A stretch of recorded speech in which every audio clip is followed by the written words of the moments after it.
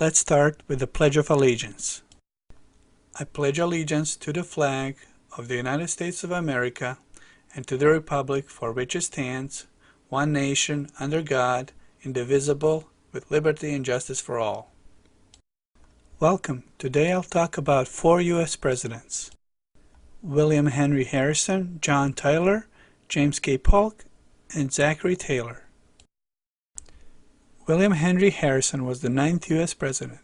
His term was short, starting and tragically ending in 1841. He was born at Berkeley in 1773. He studied classics and history at Hampden-Sydney College, then began the study of medicine in Richmond. In the campaign against the Indians, Harrison served as aide-de-camp to General Mad Anthony Wayne at the Battle of the Fallen Timbers, which opened most of the Ohio area to settlement. The Battle of Tippecanoe, upon which Harrison's fame was to rest, disrupted Tecumseh's Confederacy, but failed to diminish Indian raids. By the spring of 1812, they were again terrorizing the frontier. The Whigs, in need of a national hero, nominated him for president in 1840. He won by a majority of less than 150,000 votes, but swept the Electoral College 234 to 60.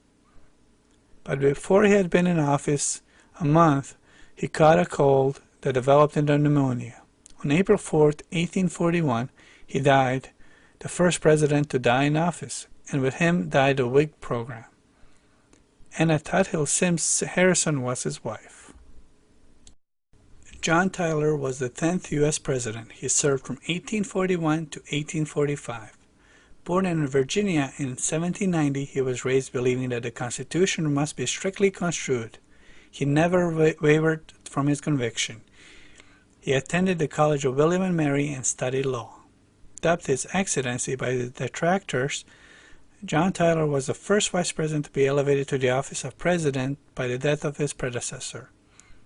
Despite their differences, President Tyler and the Whig Congress enacted much positive legislation.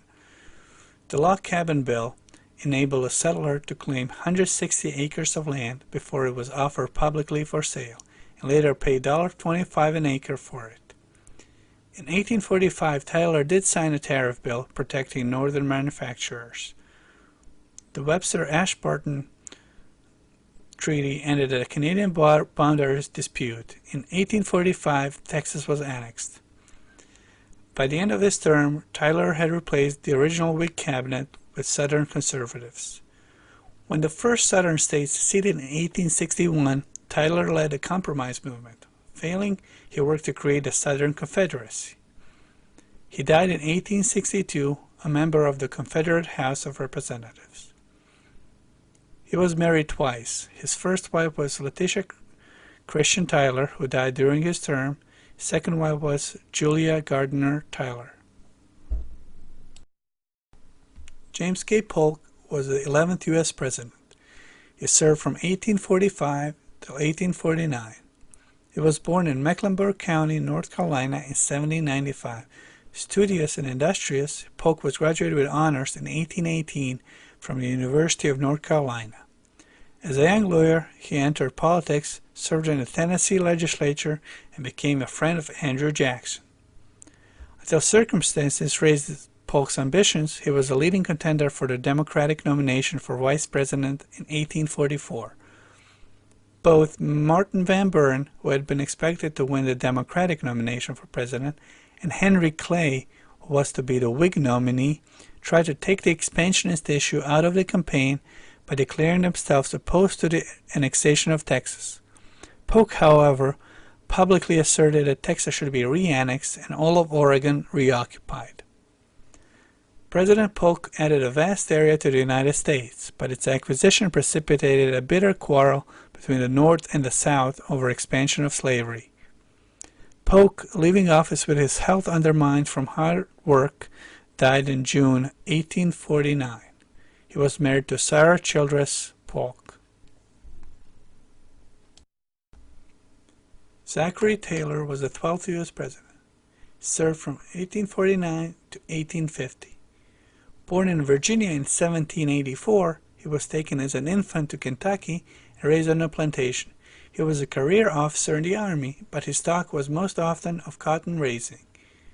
His home was in Baton Rouge, Louisiana, and he owned a plantation in Mississippi. All rough and readies, as he was called, homespun waifs were political assets. His long military record would appeal to Northerners. His ownership of 100 slaves would lure Southern votes. He had not committed himself on troublesome issues. The Whigs nominated him to run against the Democratic candidate Lewis Cass, who favored letting the residents of territories decide for themselves whether they wanted slavery. After participating in ceremonies at the Washington Monument on a blistering July 4th, Taylor fell ill. Within 5 days he was dead. After his death, the forces of compromise triumphed, but the war Taylor had been willing to face came 11 years later. In it, his only son Richard served as a general in the Confederate Army.